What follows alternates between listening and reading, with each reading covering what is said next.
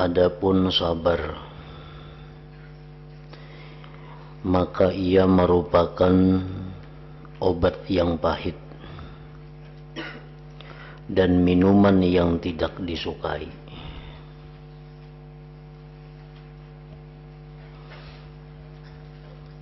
Sebagaimana sabar itu maknanya adalah pahit pada logat. Tetapi sabar yang pahit tadi mengandung barakah dan menarik setiap manfaat, serta menolak segala mudarat dari diri engkau. Apabila obat adalah begini sifatnya, maka manusia yang berakal pasti mau memaksa nafsunya untuk meminumnya, menelannya, serta menahankan kepahitannya, baunya yang menyengat, dan berkata, pahit sejenak berarti nyaman setahun. Jadi sabar ini adalah laksana obat yang pahit, namun di dalamnya banyak berkah, banyak manfaat, kesembuhan. Nah, orang yang berakal pasti tidak ada masalah dengan sesuatu yang pahit itu apabila membawa kepada kesehatan, membawa kepada kenyamanan. Nah, lain halnya dengan orang yang tidak berakal, seperti kanak-kanak. Nah, kanak-kanak tuh paling sulit diminumi obat yang pahit, karena inya kada mengerti. Nah, jadi anak-anak itu orang yang belum berakal. Wajar mereka kada mengerti bahwa nang pahit itu akan membawa manfaat.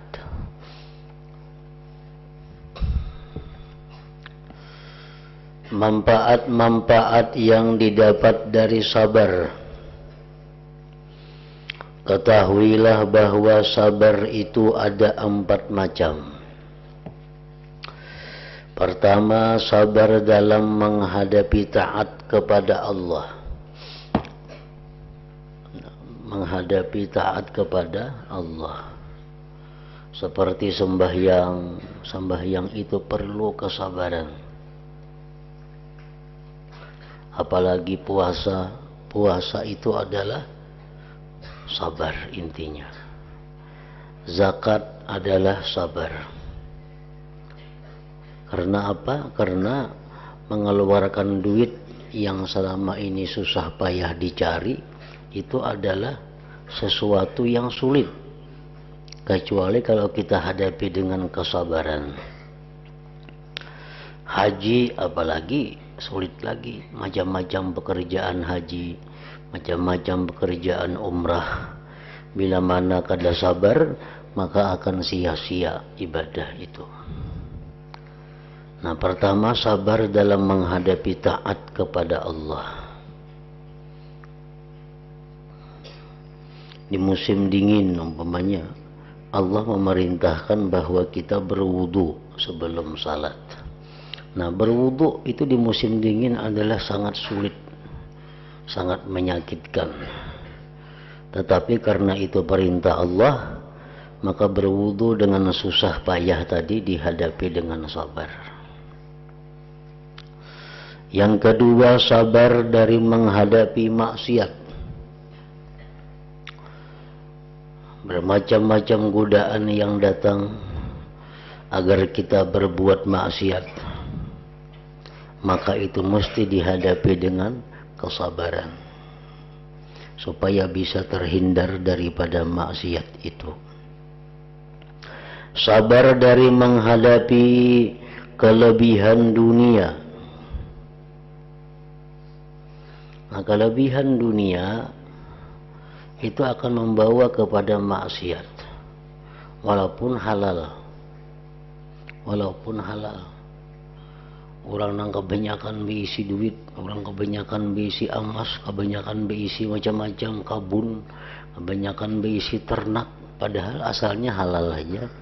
Tapi karena kebanyakan itu berisi lalu akhirnya membawa kepada maksiat. Kenapa sebabnya?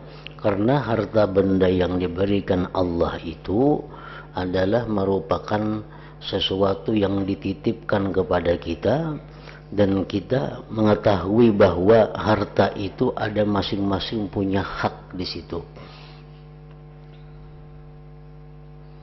Orang yang miskin, orang yang susah, dia ada punya hak pada harta kita yang banyak.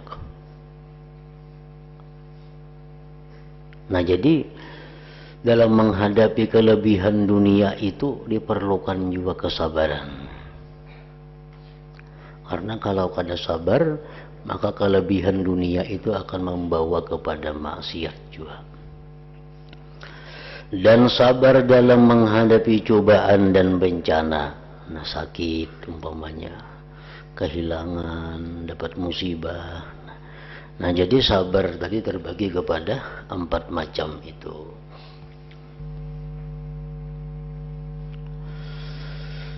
Apabila seseorang sanggup menanggung kepahitan sabar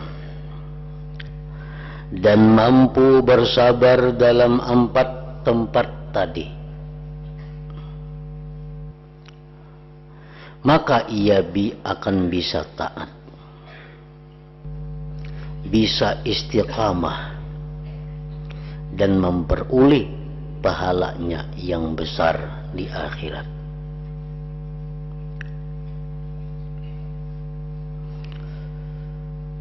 Nah, orang yang istiqamah apalagi memerlukan kesabaran lebih daripada sekedar orang yang melakukan taat. Umpamanya sembahyang 5 waktu,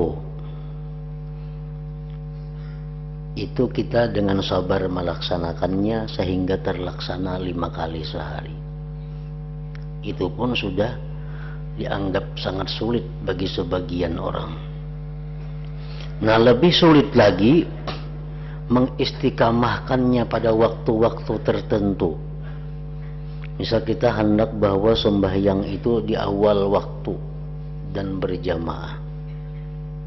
Nah, supaya kawat tiap hari demikian sembahyang di awal waktu berjamaah, di awal waktu berjamaah, itu memerlukan kesabaran yang luar biasa.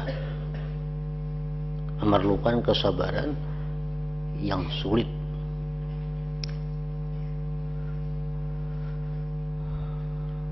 Jadi untuk satu taat diperlukan kesabaran, apalagi untuk istiqamah dalam taat itu lebih lagi diperlukan kesabaran.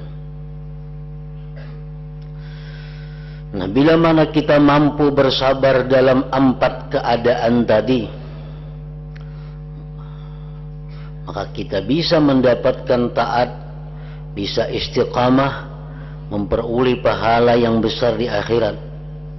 Kemudian juga tidak mudah terjerumus ke dalam maksiat dan bencana maksiat di dunia serta yang mengikutinya di akhirat.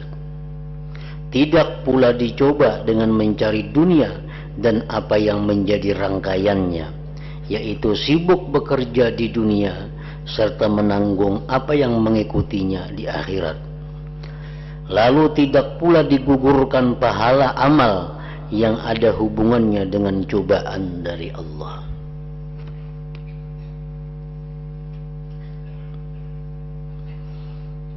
Cobaan-cobaan itu bisa menggugurkan pahala kalau kita kada sabar.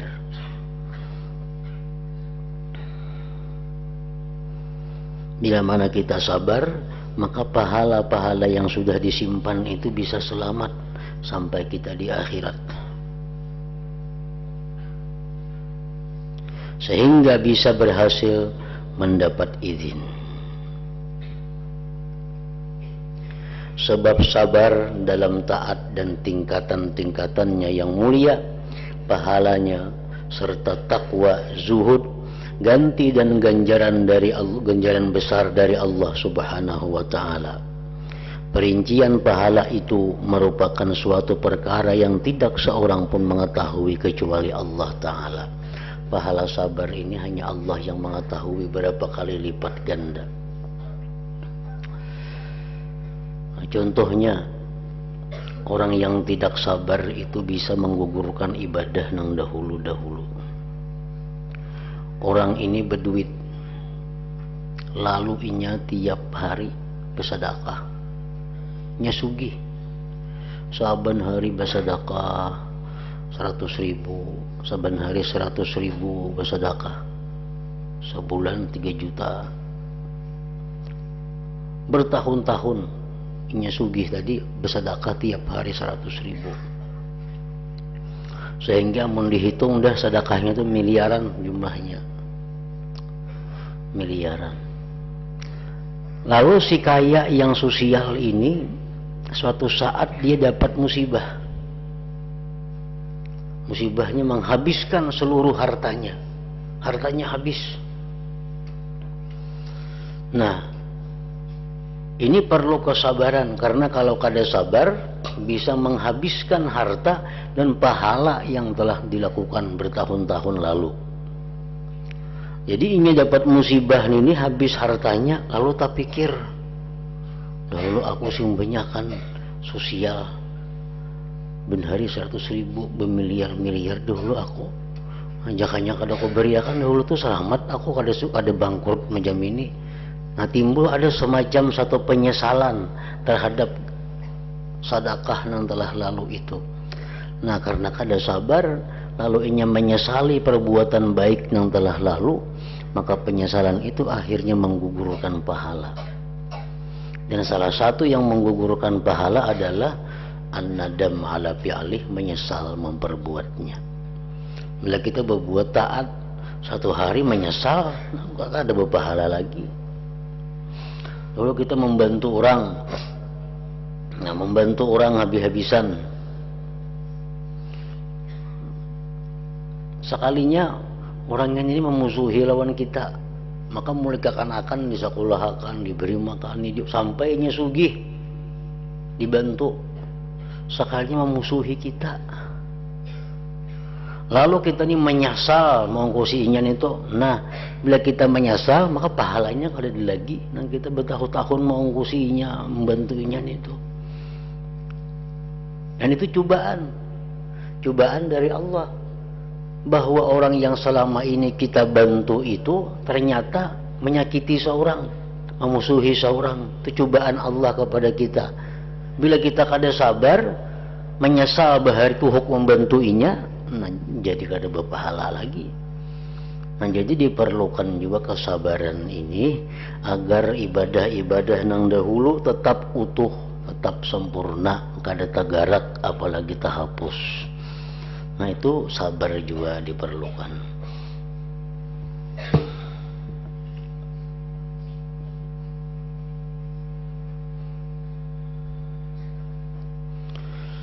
Adapun menolak kemudaratan, maka pertama kali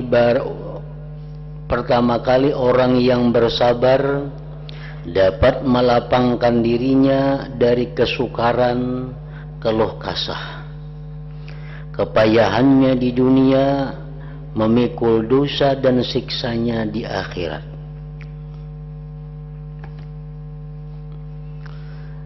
Jika orang itu tidak mampu bersabar dan menempuh jalan keluh kasah, maka ia pasti kehilangan segala manfaat dan mengalami berbagai kemudaratan karena ia tidak bersabar menghadapi kepayahan taat itu.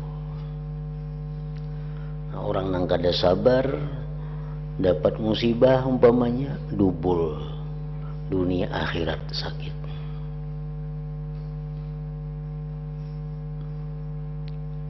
Di dunia sudah musibah, di akhirat pahalanya kadada, bahkan dia disiksa karena dia berkeluh kasah, karena dia tadi kada sabar.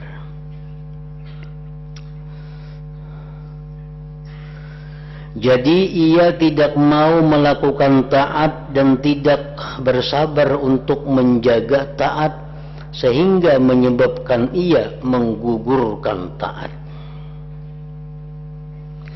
atau tidak sabar mengekalkan taat, maka tidak bisa sampai pada kedudukan yang mulia dari derajat istiqamah. Ya, tadi kita taat itu sudah perlu kesabaran. Untuk mengekalkan taat itu supaya rutin, itu perlu kesabaran pula. Atau tidak sabar menghadapi maksiat. Ada sabarnya menghadapi godaan maksiat itu, yang menyebabkannya terjerumus ke dalam maksiat. Atau tidak sabar menghadapi fudul, kelebihan perkara yang tidak ada gunanya, yang menyebabkannya sibuk dengan fudul, kelebihan-kelebihan dunia. Dunia datang bakaliwaran lawan inya. Atau tidak sabar menghadapi bencana, yang menyebabkannya terhalang dari pahala sabar. Kadang-kadang memperbanyak keluh kesah sehingga kehilangan ganti pahala musibah karenanya. Jadi ia menanggung dua musibah, kehilangan sabar satu, serta kehilangan ganjaran sabar dan ganti musibah. Turunnya perkara yang dibenci dan terhalangnya sabar. Orang dapat musibah itu berpahala, nang kedua diganti Tuhan pulang.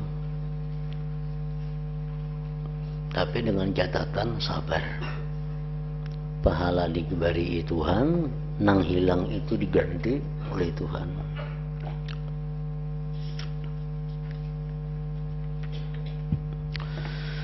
Sungguh sebagian ulama berkata terhalangnya sabar menghadapi musibah itu lebih sakit daripada musibah itu sendiri.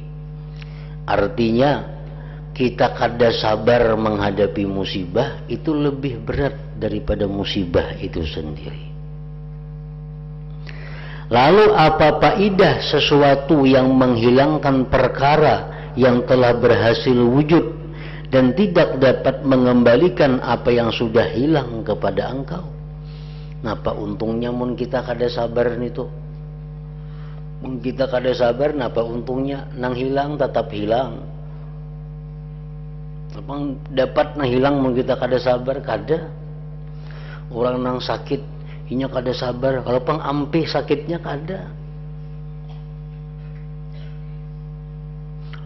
Jadi pahala yang sudah didapat pun hilang karena ketiadaan sabar tadi. Karena itu bersungguh-sungguhlah apabila engkau keluputan salah satunya, jangan sampai yang satunya lagi terlepas. Kalau sudah kehilangan semacam, cukup semacam itu aja, hadapi dengan sabar supaya jangan kedua-duanya hilang. Amun kada sabar nang ada hilang, pahala hilang.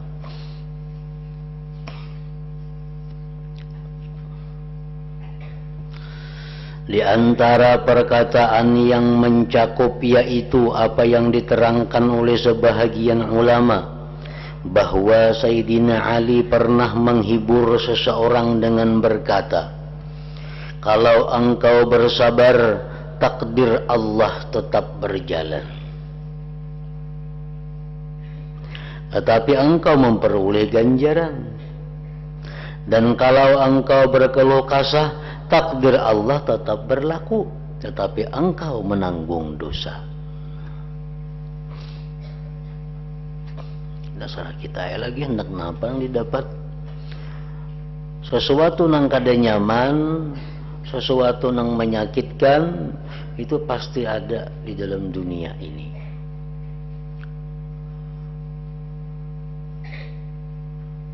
Karena dunia tempatnya sesuatu nang sakit. Kadakawa orang di dalam dunia ini hendak nyaman. Ngarannya gin dunia. Orang sugih, orang nang berisi jabatan tinggi, hatta orang nabi, wali, apapun dalam dunia ini kada dapat nang nyaman terus. pasti ada sesuatu yang dihadapi itu nang kada nyaman, nang nyata dahulu sakit. Mana ada orang nang kada suah sakit, yang pada Firaun nang kada begagaringannya.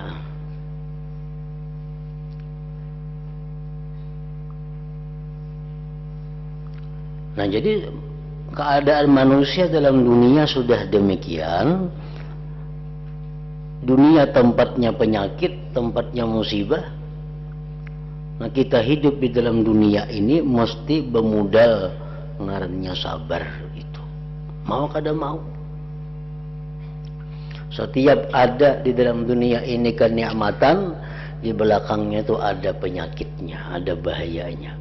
Itulah dunia.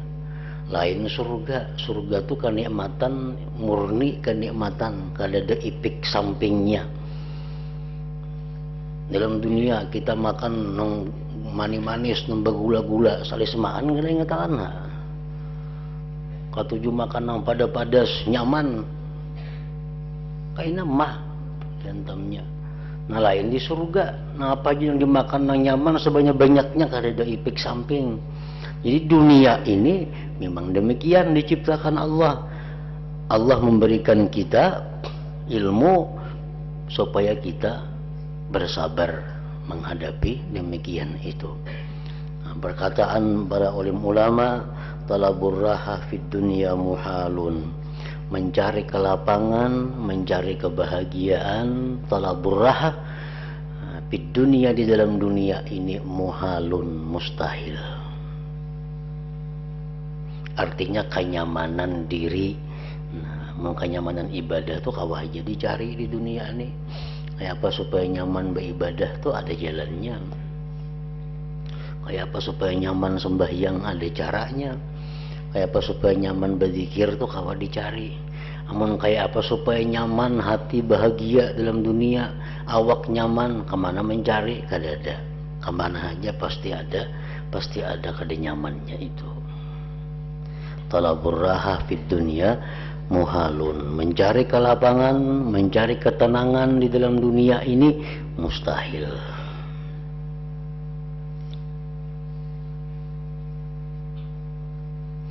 Nah, jadi sabar ini artinya sesuatu yang sangat penting untuk menghadapi keadaan dunia supaya kita selamat, jangan sampai disiksa, supaya kita dapat pahala yang besar. Itu adalah sabar.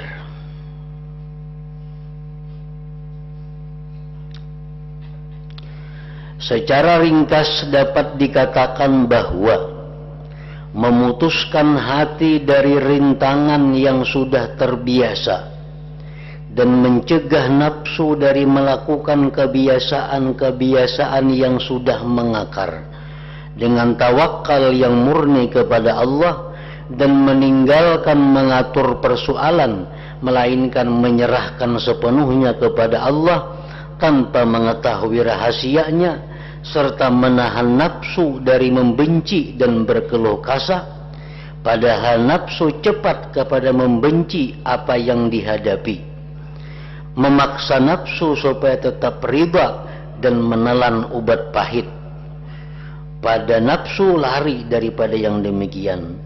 Itu semua perkara yang sangat pahit, perawatan yang sulit sekali, dan beban yang berat.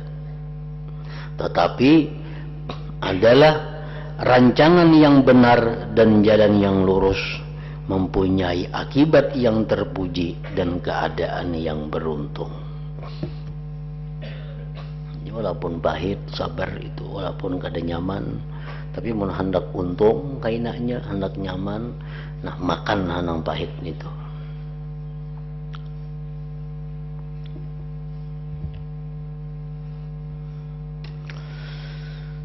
Coba bagaimanakah pendapat engkau mengenai orang tua, kuitan, nah, abah mama, kaya, yang balas kasih kepada anaknya. Abah mama ini sugih dan sayang lawan anaknya.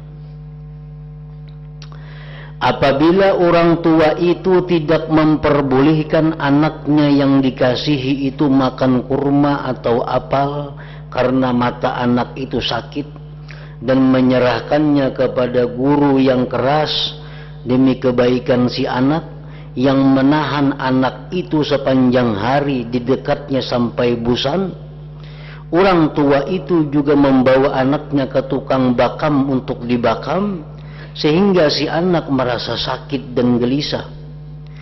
Apakah orang tua yang bertindak semacam ini karena pelitnya? Bagaimana engkau dapat menyebutnya pelit, padahal ia memberi kelapangan sosial kepada orang lain? Ataukah karena ia ingin menghinakan anaknya, sedangkan orang tua itu selalu menyimpan harta yang sudah berada di tangannya untuk keperluan anaknya? Ataukah orang tua itu mempunyai maksud hendak memayahkan anak dan menyakitinya karena membencinya, padahal anak itu merupakan pendingin matanya dan buah hatinya? Seandainya anak itu ditiup angin kencang sedikit, orang tua tentu merasa keberatan. Semua itu tidak benar. Kita berisi kuitan nang sugih, berisi kuitan nang sayang luar biasa kepada kita. Tahu-tahu kuitan tadi melarang, "Cam jangan makan ini, cam jangan makan ini."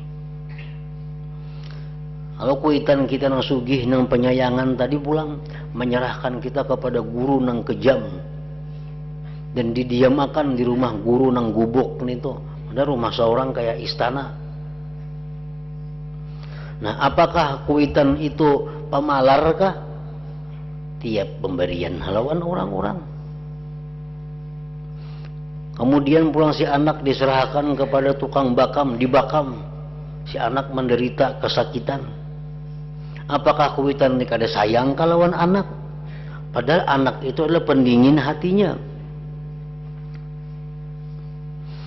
Nah, alasan yang benar tepat ialah orang tua tersebut mempunyai pendapat bahwa kebaikan anak bisa dicapai dengan menyerahkannya kepada guru dan dibekam.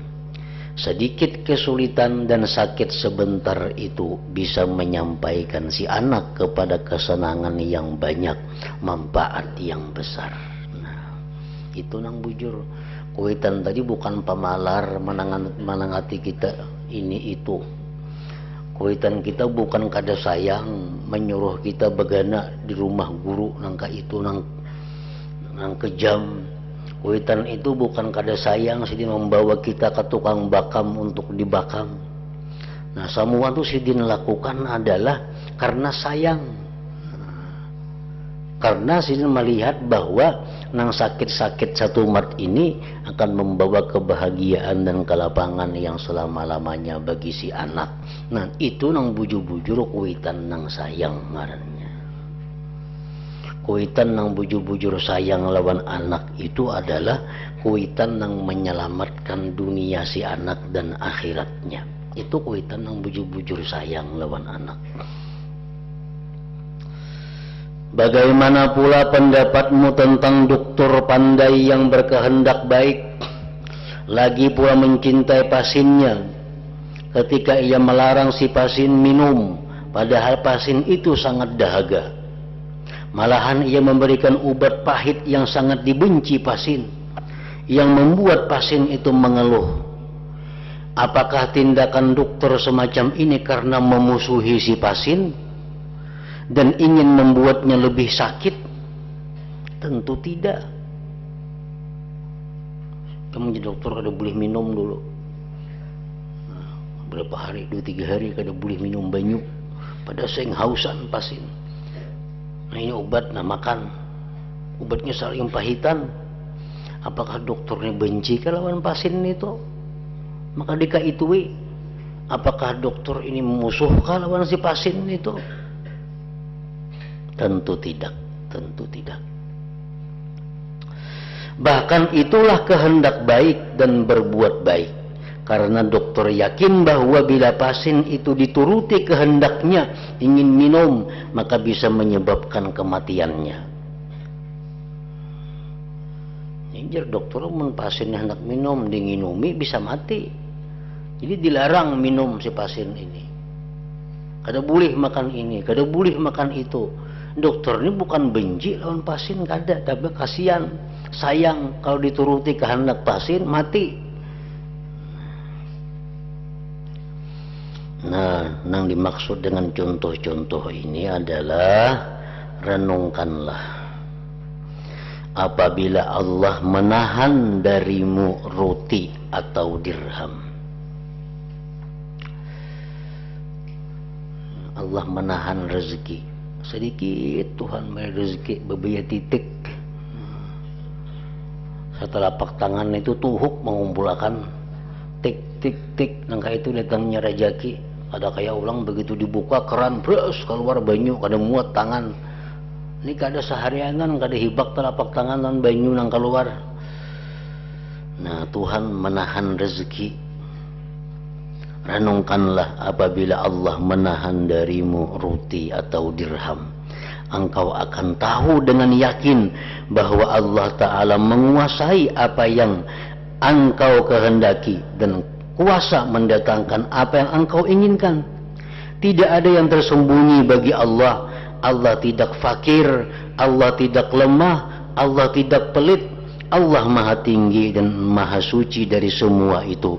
Allah adalah zat yang paling kaya di antara yang mengaku kaya.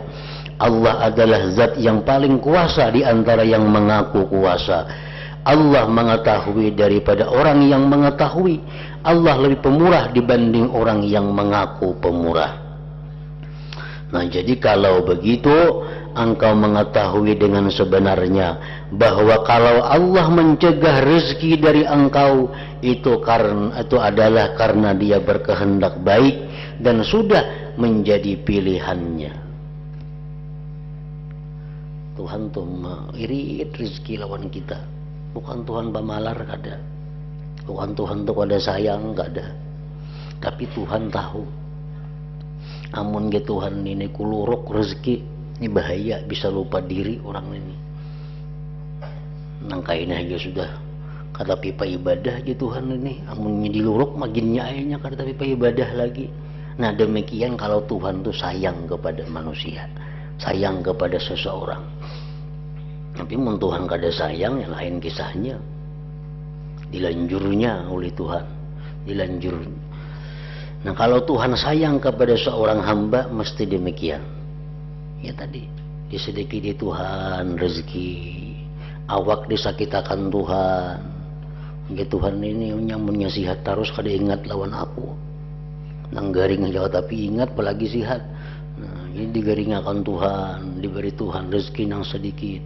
Nah, itu kalau Tuhan sayang.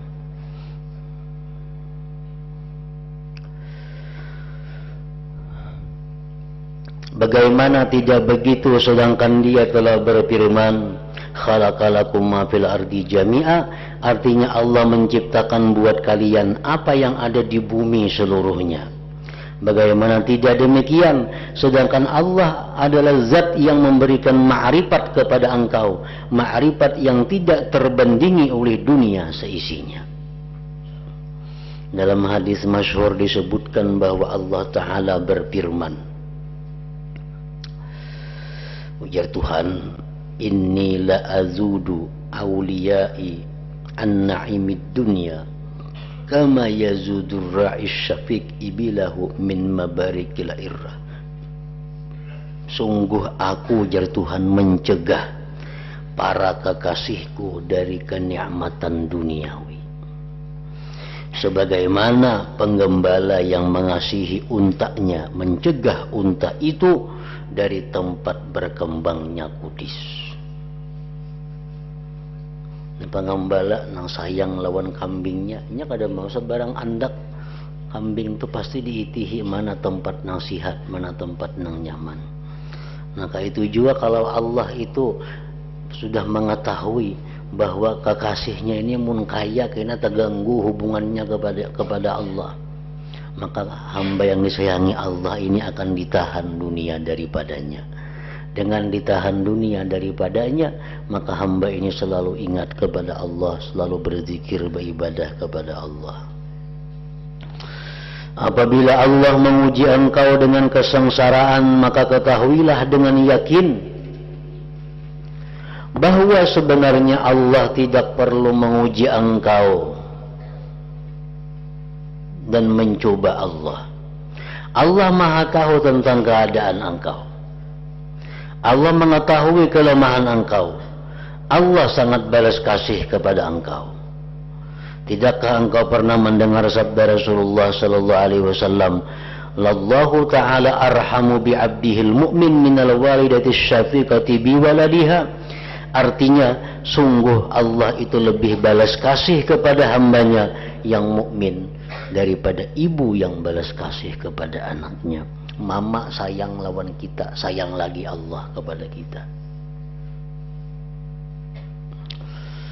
Nah, apabila engkau telah mengerti apa yang kuterangkan ini, engkau tentu tahu bahwa Allah menurunkan perkara yang tidak engkau senangi itu hanya untuk membaguskan diri engkau. Allah memberikan kita sesuatu yang kada nyaman itu adalah untuk membaguskan diri kita. Jangan dipadakan Tuhan mencoba. Tuhan kada bercoba-cobaan, Tuhan sudah tahu sama dengannya. Ini cobaan Tuhan. Bukan Tuhan mencoba kita apakah beriman atau kada. Tuhan tahu ya sudah kayak apa hasilnya. Nah, cobaan itu untuk kita.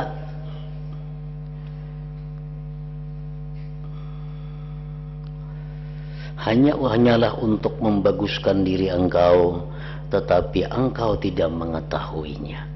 Nah, sekarang sudah tahu.